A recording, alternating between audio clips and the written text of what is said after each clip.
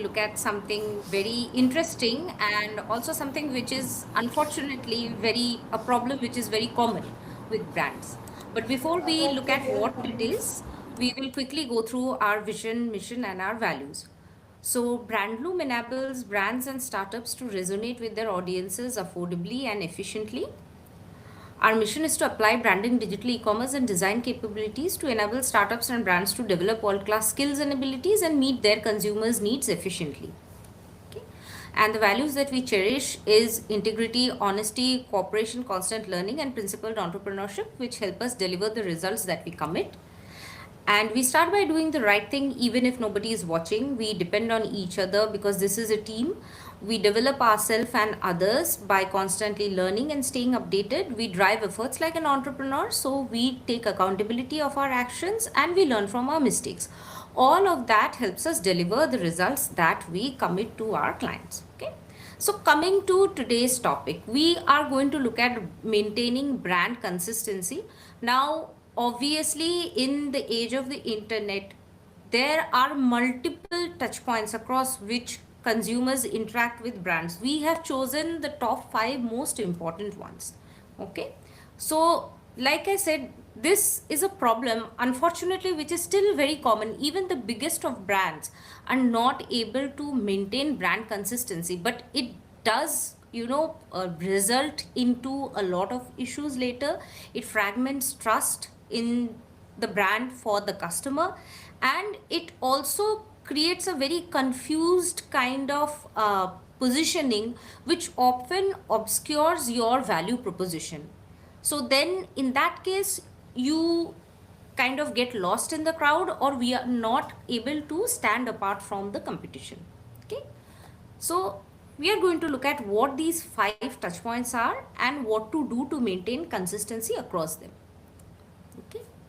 So the problem that we have here, and this has kind of compounded in the era of the internet because there's just too much happening.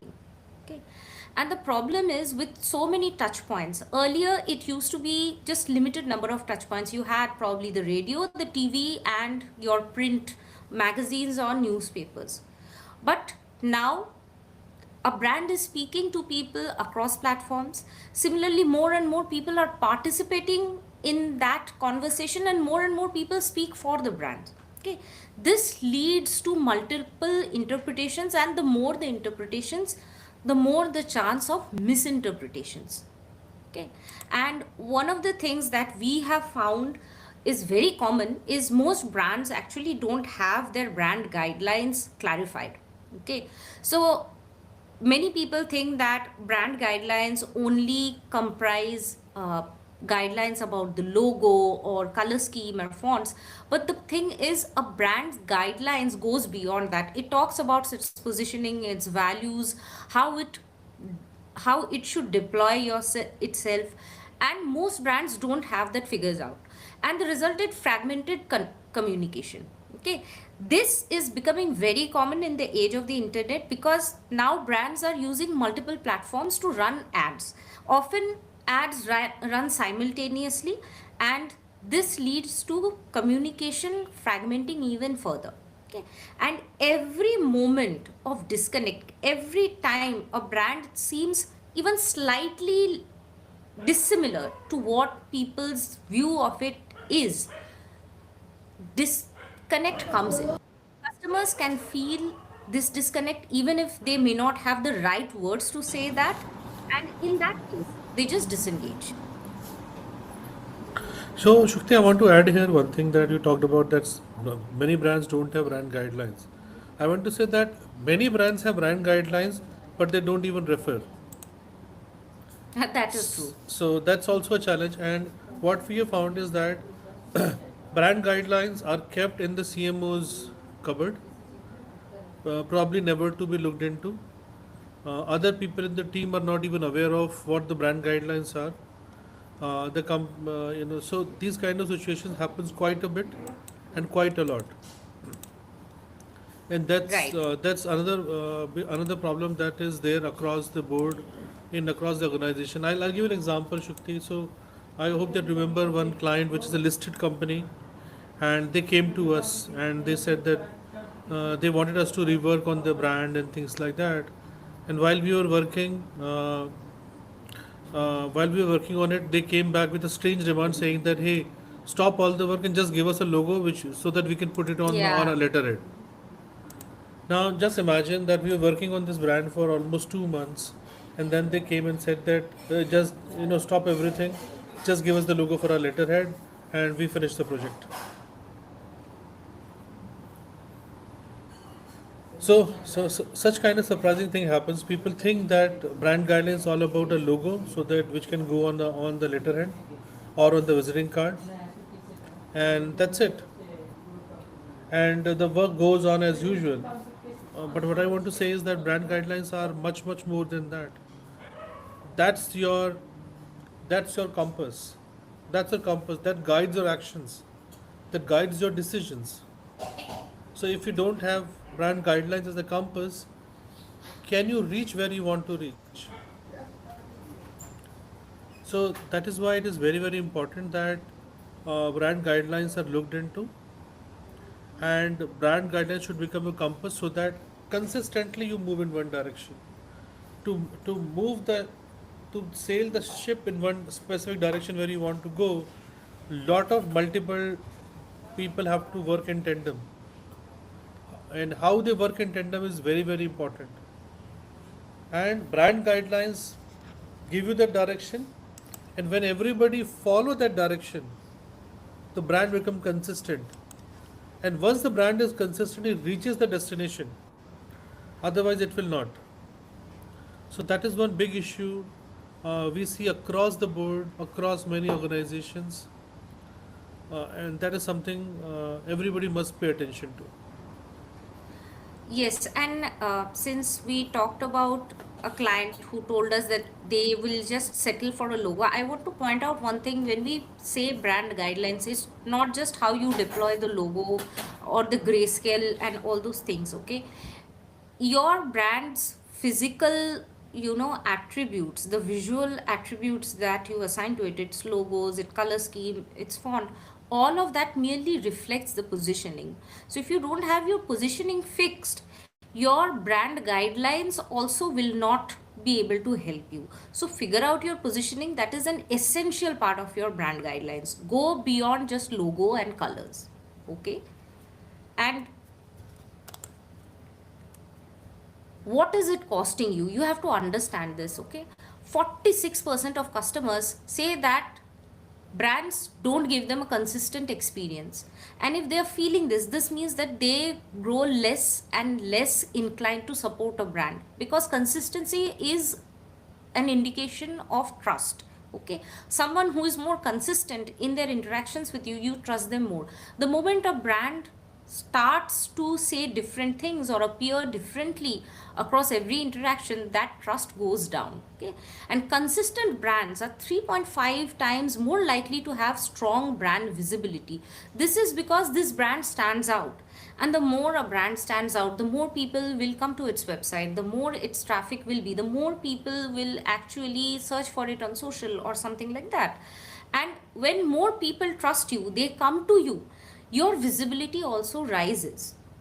And 68% of the companies studied report that 10 to 20% revenue growth can happen if they maintain brand consistency. Just imagine this, okay? Think of any popular brand, immediately certain images or sounds come to your mind, okay? If you, for example, if you think of Lifebuoy, you identify Lifebuoy with that red color. Okay, you identify Lifebuoy with that slogan, Lifebuoy hai jahan tandurusti hai wahan. Now imagine if Lifebuoy is using blue color on social media, on ads it is using red color, and then on a billboard it comes with a green color. It just won't work. Okay, so consistency is very important, and 1 in 4 customers say that they will leave if they have just one off brand experience.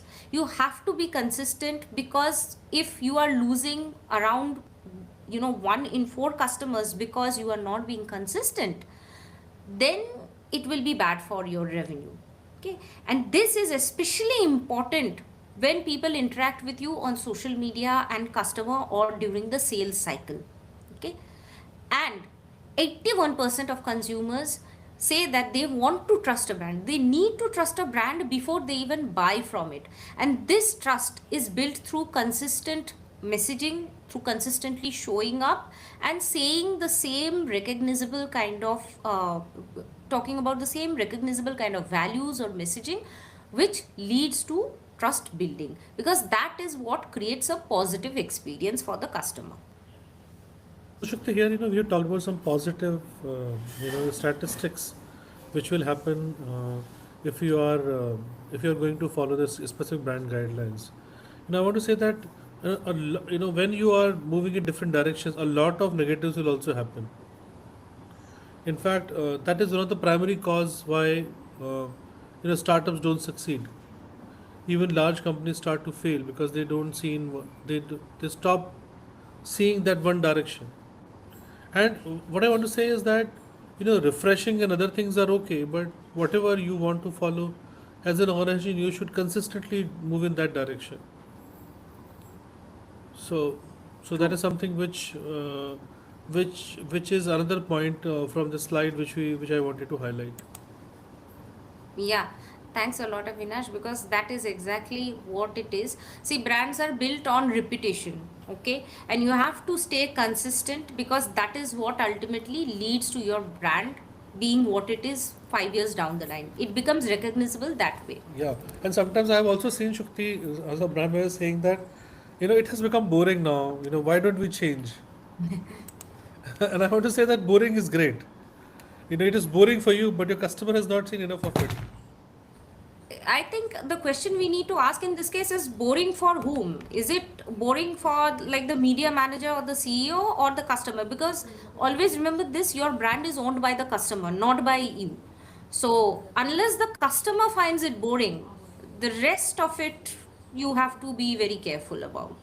Nobody else's opinion really matters that much. So that is one thing I would also like to Yep. point out here. So, what are these five touch points? Okay, now, like I said, these are just five main ones that we have identified. There are so many more.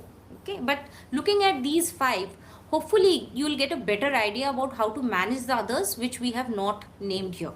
Okay, so first, we'll go with social media. Why social media? Because this is the touch point on which instant interactions are happening and feedback is very fast. Okay, and with the newer generations who are more technologically savvy, this is often becoming the default platform for interacting with a brand, especially for D2C brands. Okay, website and landing pages are no brainer. This is your 24/7 spokesperson on the internet. People will come to your website when they want to figure out something, they want information, they want to learn more from you. And all the other channels, your social media, your ads, your email, everything directs to the website or your landing pages. Okay, then we have the paid ads. Of course, when you run your campaign, you amplify it, and these are your loudest touch point. Okay, unfortunately, ads are also where we see most brands deviating. Okay, this is possibly the worst offender in terms of consistency. Wildly different types of templates, different types of colors, all sorts of experimentations happen, and that in the end always dilutes the brand. Okay, then we have the sales conversations and decks. Very, very human, because ultimately people will talk to people, they will buy from you once they visit your store, where once they get to interact with your salespeople, either for B2B or B2C. And this is also the point which is least audited. Lot of companies absolutely have no idea what their sales team is doing or saying to gain the customer. All they do is they measure performance, and they are like, okay, fine, this guy is doing really great, so his method must be working, and we can go with that. Okay, while that is good, you should also check whether they are following a consistent kind of positioning while they're trying to sell. Okay, and last but not the least, the customer support area. Okay, here you actually get to cement your customers loyalty towards your brand. If you have just one failed or faulty customer support interaction, you risk losing the customer. Okay, customer service can make or break a brand, and this is the most human and often neglected part of customer journey.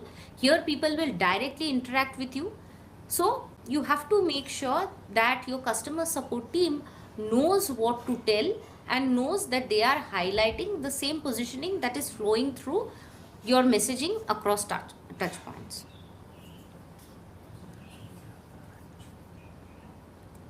Okay. So let's get into them one by one. First of all, your social media. Like I said, this is becoming the default interaction medium for younger tech savvy kind of generations, and especially for D2C brands. Okay, this is often the most visible brand real estate. Today, if you Google any company's name or even any service or product's name, you are most likely to see three or four Instagram, YouTube, or Facebook links pop up. That is the power of social media. And this is the platform in which you have maximum number of participants. You have multiple voices. There is your in-house team, there is your social media manager or agency, whoever you have. There are the customers, there are people who will probably be there to buy something from you. So this is the touch point on which we see maximum interactions. Social media often is reactive.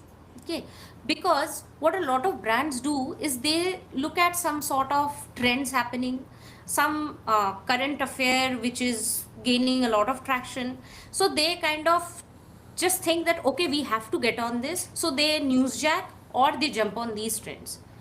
Not every brand deserves to be on everything. Okay, if your positioning does not warrant it, don't do it.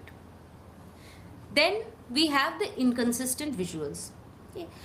A lot of brands actually think that on social media, as long as I am sticking a logo on the right hand side top or somewhere else, it's complete. It's not. You have to have some sort of templates, color scheme, fonts, everything. Okay, and the messaging, of course, has to stay consistent. Okay. Then we have a tone mismatch. This is a problem that a lot of legacy brands are facing. Okay, legacy brands by and large have been very conservative. Okay, and once social media come in, they either don't know how to present themselves on this platform where interactions are happening every second, or what they do is they try to go for a lot of experimentation. This again is what a lot of new brands also do. Social media is great for experimentation, but you have to have guardrails there, because then it leads to a very distinct tone mismatch. Okay, social media often leads to brands sounding more casual. The replies often sound very strange and casual and informal. The brand's actual voice, which you have built through the ages, that often disappears because you want to appear trendy on social media. Okay, and recognizable brands on social media in the era of social shopping especially, they are at an advantage, because with their consistent output they actually gain trust much better than others, and customers also buy from them more. Yeah. Yeah, Shakti, actually, basically, to sum it up, we are basically saying don't dance to the tune of the platform. Your dance should be as per your brand. Don't misunderstand that if you have 1 million followers, your brand is getting traction on social media. Don't misunderstand that. If you start to do what actually works on the platform, you might lose your messaging, you might lose your cool. So whatever you say and do has to be as per your brand guidelines, as per your positioning. Otherwise, you must have heard stories wherein celebrities with millions of followers participated in elections and they got less than 100 votes. So I hope that such kind of statistics also you remember. So don't dance to the tune of the platform. Your dance should be unique, your song should be unique, your messaging should be unique, and you will consistently win your audience. And customer, your loyal customer, when they want to talk to you, they will obviously look at your social media, but it will matter less to them that how many followers you have, as long as your messaging is consistent, messaging is useful for them, messaging is relevant to them. So that's how it should be. True, absolutely true. In fact, since you brought up the instance of politicians, I would just say here, see, if you look at political parties, it's a very interesting case in how to maintain consistency, because while parties may form governments, parties may not form governments, you'll see that they maintain their messaging consistently, and that is what assures that a certain set of people will also always keep voting for them. So that is there. If every party started to sound like each other, all of them will end up losing. So that is the point of being consistent with your messaging. Yeah, Okay. and again, Shakti, platform doesn't define your message. No, it doesn't. It should Your not. brand, your brand positioning define your message. So Absolutely. stay Always. consistent to that. And if you want to know what to say, that's a different subject. But the point is, if you want to know what to say, try to understand who your audience is, who your customer is. What are the pain points in their life. Try to resolve them, and that's what actually works in social. True. Very true.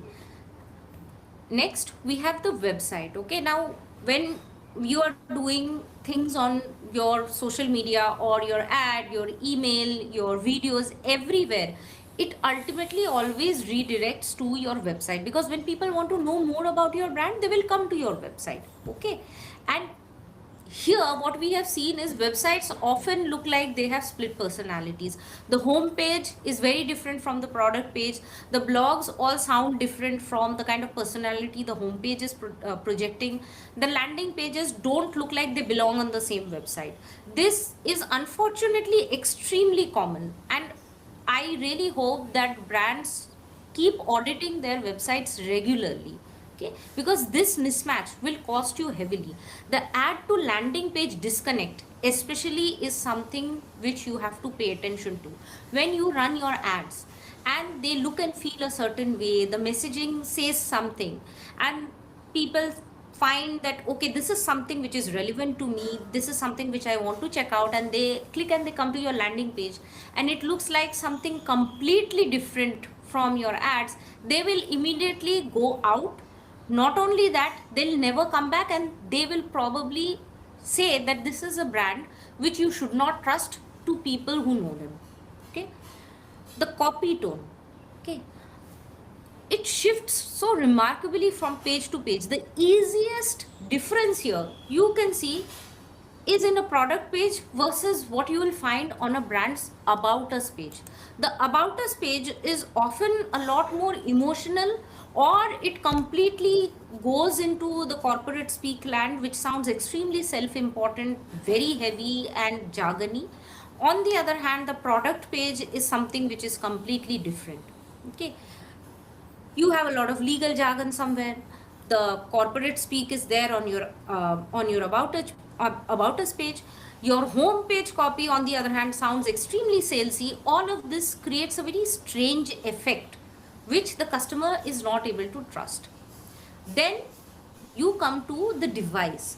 Mobile has become the default device for people by which they serve uh, anything on the internet. Actually, even for us, the moment work is over for us, we switch off our laptops and we start looking at things on our mobile. Okay, and if you cannot offer a good experience, if your brand does not translate well into the mobile view or the mobile experience, it will not work out.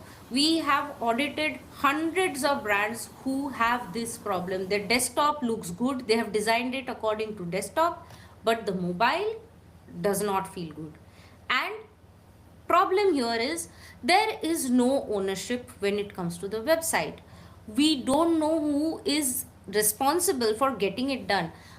Marketing is often left to the content team. Okay, the tech team, they often look at the site structure and everything. The design team, they look at the look, and that is how it should be. Like, you need coordination between different teams, but ownership has to exist, people have to be clear what they're responsible for, and they have to take prompt action when you need to make sure that your website looks like it belongs to one single brand.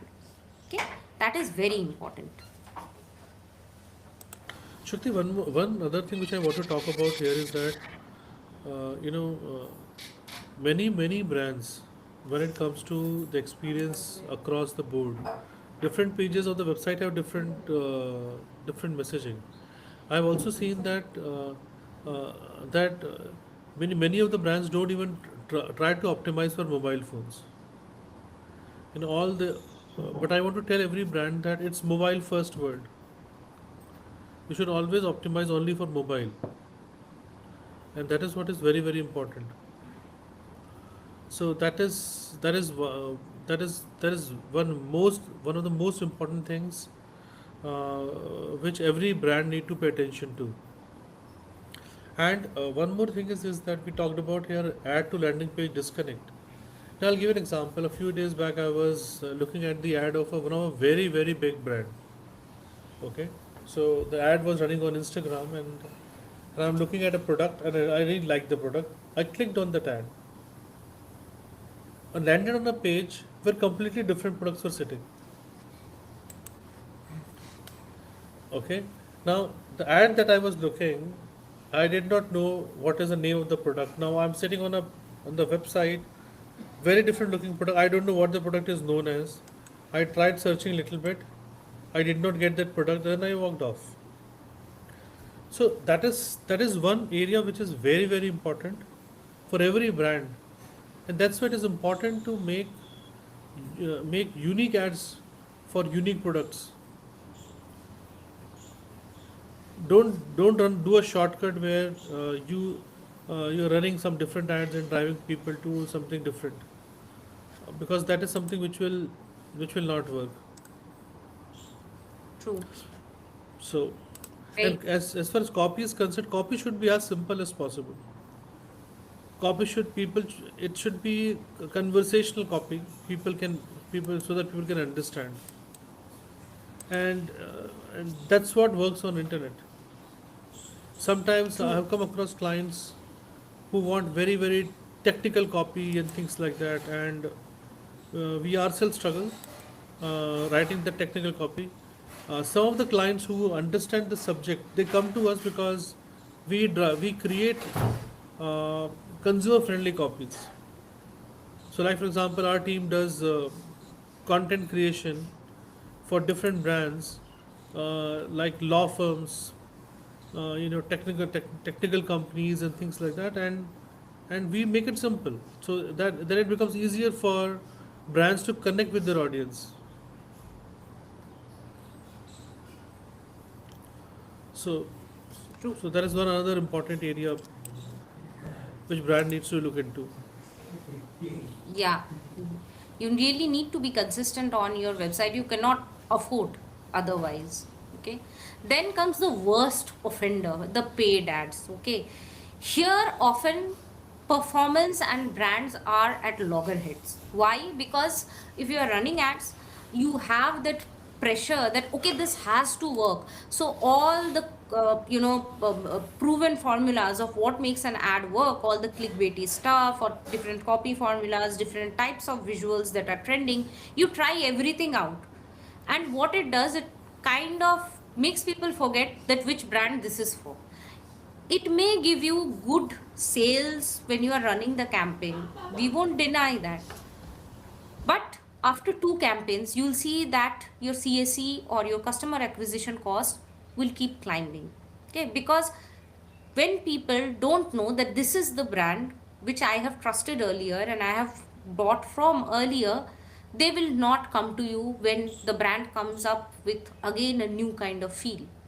Okay, remember this, performance teams will always optimize for click through rates.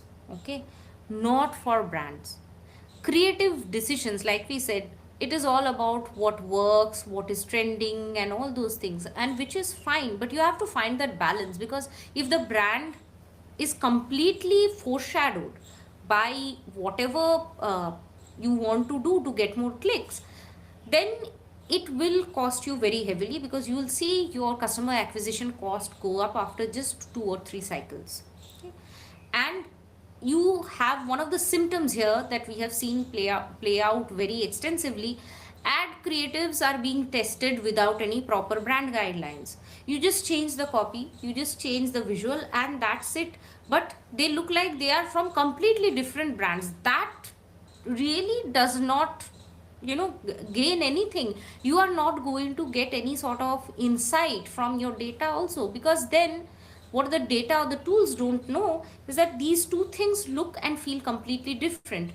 It only becomes effective when you come with the guardrail that okay, these are from the same brand, but this is one type of messaging, this is the second type of messaging. Let's see which is working on people. And the problem here is often your agency brief does not include a brand brief. We have seen that we often get briefs which are all about that this is our campaign, this is the product, this is the objective that we have, these are the KPIs that you have to hit. But what is the brand? What do we have to enforce about it? What it should be known for? All that is missing. Okay? And this is something which is becoming exaggerated in the era of short form and UGC style ads. UGC, especially, people have very little control over. Your customers, they have their own interpretations of their brands, they will say their own things, and with short form videos which are being used everywhere, this is becoming problem. Okay? And especially since we think of brands should sound more authentic, which is why UGC comes in, there's a big chance of brand messaging getting diluted. Okay? And what all this leads to is the customer journey becomes extremely fragmented. Each of the stages that they go through, they feel like they're interacting with a completely new entity. The site is not the same as the ads. Again, the product page is something completely different. And then the checkout or the customer support experience is very different. Users will abandon you. Even if they actually buy from you once, they will abandon you, they are not going to come back. Over time, this will lead to rising costs and eat your margins away. So be very, very careful with what you're putting on your ads. Shukti, one thing I want to add here is that it's no longer performance-based brand. It's no longer like that. In fact, I suggest that if you want to run a campaign, please prioritize brand. Uh, Brand messaging has to be there. It has to be intact, and then work on performance. So it is not either this or that. It is not no longer like that. Both have to go hand in hand. Okay, I'll give an example. We have recently acquired a client.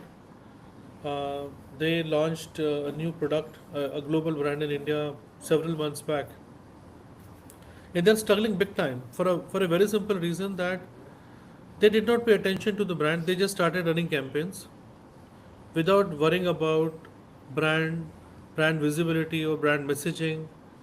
You go to their website, messaging is extremely weak. What the brand stands for, nobody knows. They are looking like a Me Too brand. Me Too brand trying to sell at a higher price, and nobody wants to buy that. Even if you're a global brand, you need to establish your credentials. You need to say why people should choose you. And today, customer don't buy just because you're running a performance campaign. Customer will buy you because they trust you. Customer will buy you because they understand what you are selling. Customer will buy you because they know that you will stand for your word. And unless customers start to trust you, it is not going to happen. And brand establishes trust. The brands that are trustworthy, they win the game. So, so in a paid campaign, you need to ensure that you are building your brand simultaneously. Say a few things which makes your brand unique. And why should a customer trust your brand? Otherwise, it is not going to work. Just because True. you're running a performance campaign doesn't mean that it is going to work. Yeah, in fact, the brand primes the customer before they even click. So it is very, very important that you pay attention to the brand, you nurture the brand. Now, Coming to something which is often overlooked, the sales channel. Okay, this is unaudited for a lot of brands. Okay, your sales deck or even the conversations that people have. Okay, this is also a brand interaction. This is a touch point. Okay, probably the sales deck is something which gets updated very very frequently. Chalo, next company that we are pitching for, we are a B2B firm, that next company that we are pitching for, we have to create something in a different style because here we are going to pitch for different things. Okay, after 3 months or 4 months, we don't really like this sales deck, let us update it again. New people come in on the sales team and they all have their unique style of talking to the customers, of convincing them. So that again becomes a point of disconnect. Okay, then there is a language mismatch. The sales team and the marketing team often end up saying completely different things. Okay, see, you create a positioning and through all your marketing channels you actually enforce that positioning, you keep repeating it. But if your sales team is saying something completely different, then it's going to be very very difficult for you to build that brand. If you are building your brand on the lines of that our brand is something which is very good quality, it is exclusive and it is meant for just a few people, and imagine on ground in your outlets the sales team is saying that, sir, if you buy this I'm going to give you a good discount. There is a fundamental mismatch there. Okay, so you have to pay attention to what you are telling your sales team. They should be briefed properly. Okay, and the decks should be paid attention to because often these decks are very very off brand. Last moment things happen because that is human tendency. People do their best work under last minute pressure, so the sales deck is usually something which goes out in the last 12 hours, and then we have just the client logos and charts and everything updated, and that's it. There is no effort being made in selling the brand itself.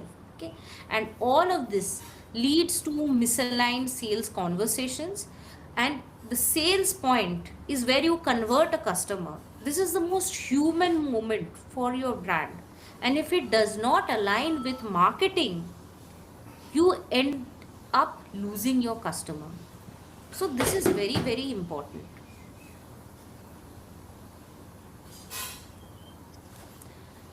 Now coming to the last, which is the customer support. Okay, this is where you actually gain brand loyalty. People will have issues, people will have queries, and then they will want to talk to your customer support people. Okay, problem is a lot of these scripts sound very copy paste, and they are designed with this intention that let us resolve the queries fast. So the template is for speed, it is not suited to the brand's personality or its philosophy. Okay, so the support team we have seen is almost never briefed about their brand tone or values. So they all sound robotic or something which people have already interacted with just yesterday. So tone becomes very transactional in this case. Customers don't feel that warmth, and you have to understand that when a customer is reaching out to you, if they have any questions or if they are facing any issues, they are in a very vulnerable moment.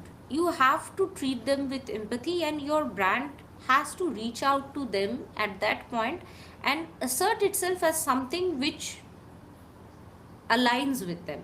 That is how trust is built. And if customer support experience is inconsistent, then you will lose the customer. I think we don't need to explain anything here because all of us as customers have been there. Okay, and 1 in 5 customers will leave after just one bad experience. Good brands, they prioritize support. We have brands which are very well known for great customer interactions, and nothing builds loyalty like a great support. One example I'll give here is companies like Tata. They are known for being very good with their customers. You go to them with a problem, they'll listen to you, they'll treat you with a lot of empathy and all, and that is why such brands enjoy a high level of trust among customers. Okay, so you have to make sure that you are treating the customer with respect, your brand's messaging is getting communicated, and this is how you build loyalty.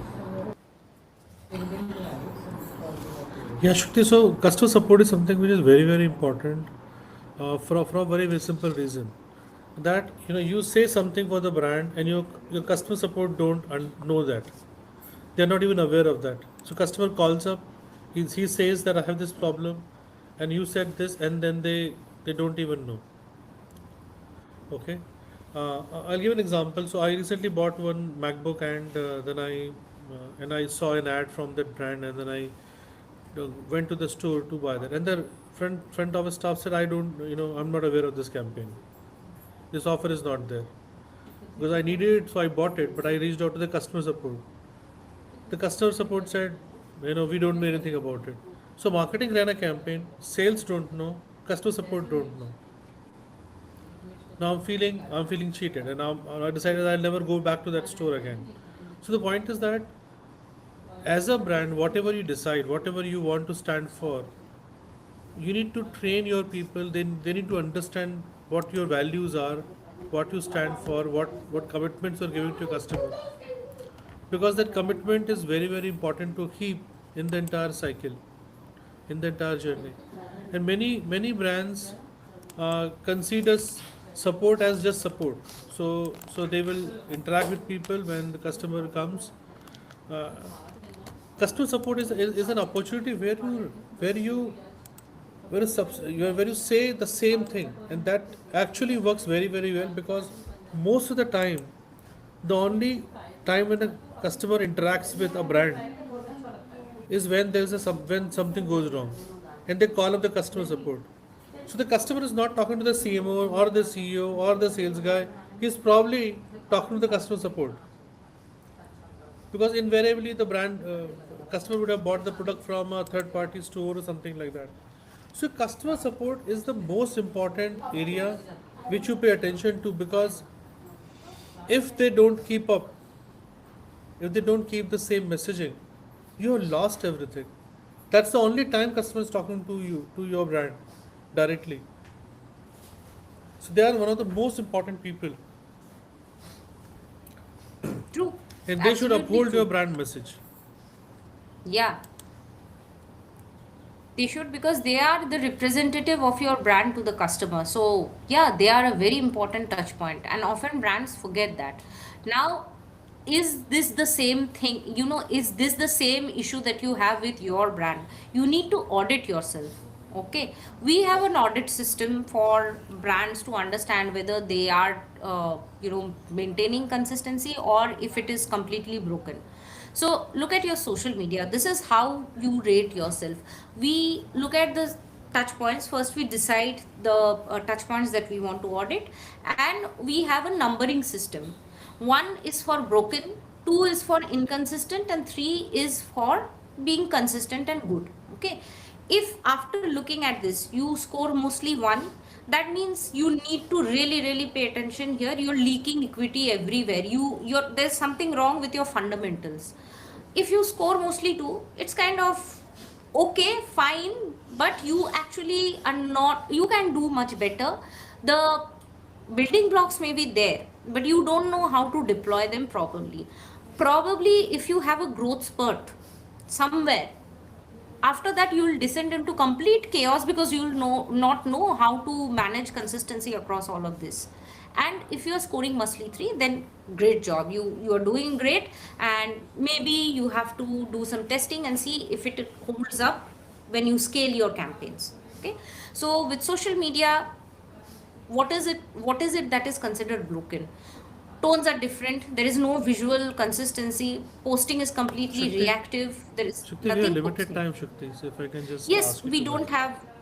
Yeah. Yeah, I remember that, Avinash. We don't have a lot of slides actually after this. So, yeah, so we have very different things on social media. Okay. Oh, there is some, in some cases, we have some guidelines, but not always being followed, like Avinash said in the very beginning. And when you're consistent, everything is clear cut, everything is consistent, and the content team is briefed about what to say. Then we have the website landing pages. If it feels like it's just assembled together with different types of parts, multiple tones, no consistency, that's broken. And we have some consistency when the core pages are fine, but then the other pages are not.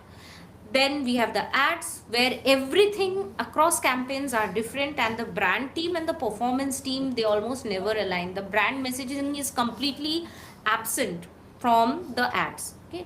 On the other hand, there may be occasional alignment just for big campaigns, which is actually harmful. Then we have the sales conversations and the decks. Here, when it is broken, every rep will have a different story. And when you are slightly behind the wheel, then in that case the deck is probably on brand, but the conversations are all over the place. You need to fix that. Sales narrative should be directly related to brand positioning.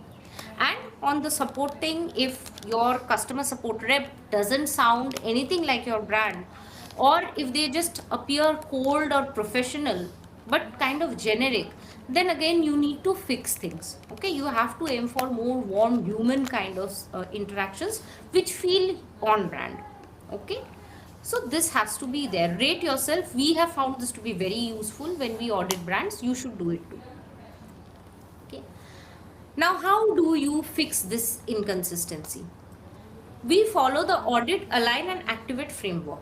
Okay, so auditing is like you audit everything, all the touch points against your brand's foundation, identify where the gaps are, if you already have some guidelines and then you're failing at execution, or you actually don't have anything.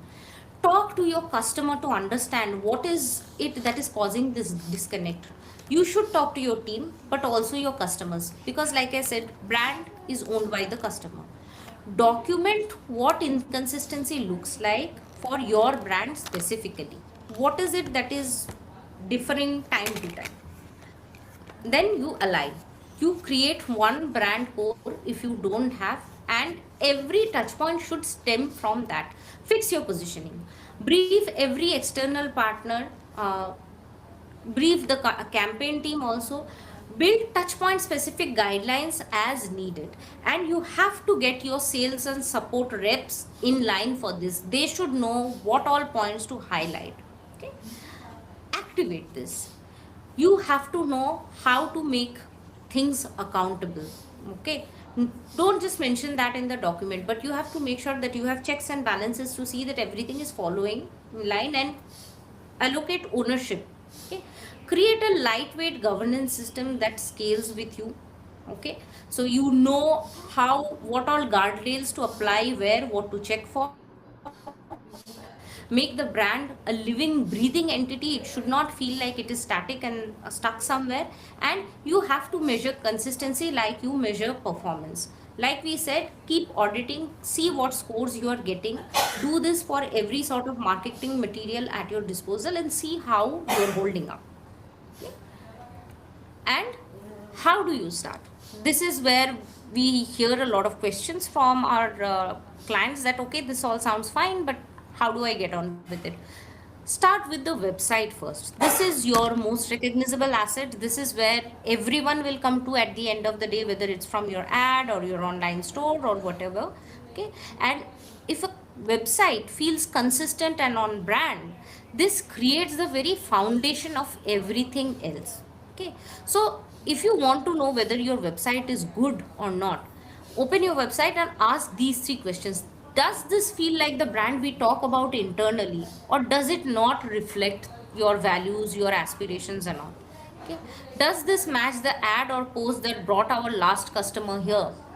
If the answer is no, then you already know what to do. Okay. And would your best customer feel at home the moment they land there? Does it match their expectations, or does it look like something which is completely different? If your brand is for moms, okay, traditional moms, and then you redirect them to something which feels like a very bohemian kind of lifestyle, they will not trust your brand. They will get out of it. So make sure that it is syncing with what your customers expectations are. And if any of these answers are no, you know where to start. So that brings us to the end of the presentation. And I believe we have some questions here. The first question is from Ono, who says that what will you suggest for dynamic Gen Z focused brands to maintain consistency across touch points? What if the target customers like funny, not so organized things and prefer spontaneity over consistency? Let me tell you one thing, there is nothing called spontaneity in marketing, it is all planned. If somebody is saying that they will do, off the cuff things, and that is basically a strategy that brand will never build. Even brands which feel very laid back, which feel very chilled, which feel very young and dynamic, even they are curated. Okay, so if you want to talk to Gen Z or Gen Alpha or whoever it is, okay, you still have to be consistent. Your brand defines its audience, okay, and that audience is not generation specific.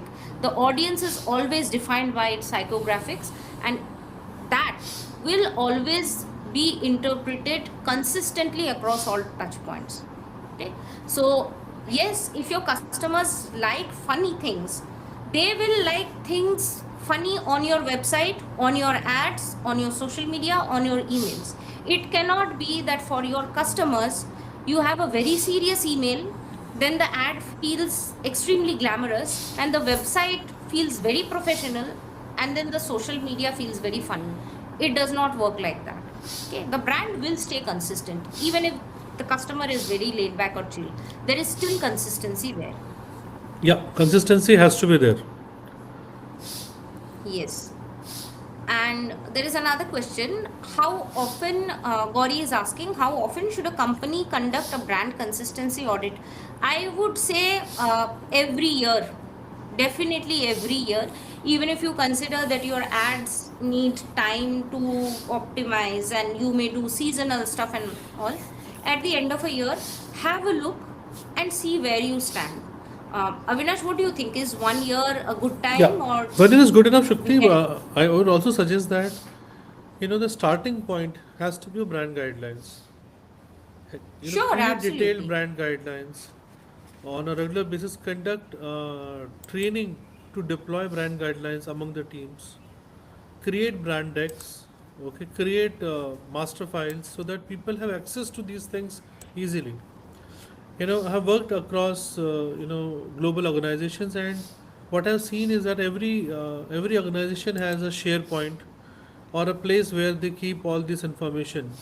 Okay, uh, so every organization should create some place where you publish these things. Make it simple for people to access. Okay, I would say that employees don't want to knowingly not follow them. Sometimes they are simply not aware. Sometimes they are aware but they don't have enough time because things are not happening as per systems. Things are happening last minute, and when things happen last minute, people just do things. They're just trying to get the work done, and when you start to get the work done, then brand guidelines are not followed. Like Shukti just now said that nothing is spontaneous, everything is planned in marketing. So it has to be planned, Yes. it has to be meticulously done. Whatever you do, you know, it has to be meticulously done. So that's how it is. Look at like this that many of you would have gone to, uh, you know, laughing club and things like that. Stand-up comedies and stuff like that. These guys are standing up and then they are talking. All of us think that how spontaneous they are. I have heard one stand-up comedian talking about it, saying that I go and do deliver a 5 minute stand-up comedy. For that, I have to prepare hours, hours. Everything is well written in advance. Don't think anything is. And just imagine if a stand-up comedian don't live true to what he does. Every time he come up with something new, will he able to build his brand? No. It's as No. simple as that. Nothing is spontaneous, everything is planned.